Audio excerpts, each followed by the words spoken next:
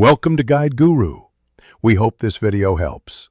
You'll start by getting both machines ready.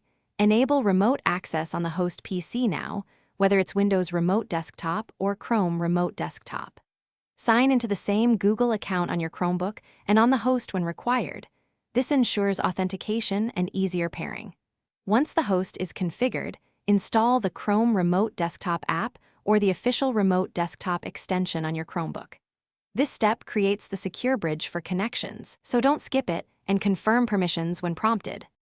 Once done, open the Remote Desktop app and locate your host device listed under My Computers or Devices. Click it to start. When prompted, enter the PIN or credentials you created on the host. This secures the session.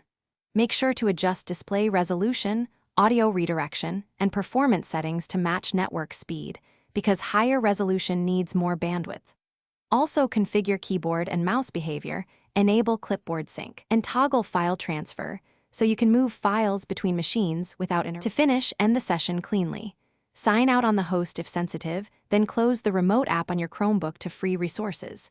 Make sure the host remains powered and available for future connections. If something goes wrong, first verify the host's power state, check firewall rules, and that the router isn't blocking necessary ports. Many problems come from NAT or firewall settings. Finally, update the remote apps, consult logs, and test local network speed. These steps usually reveal and resolve persistent issues. Thanks for watching. Consider subscribing if we helped you today.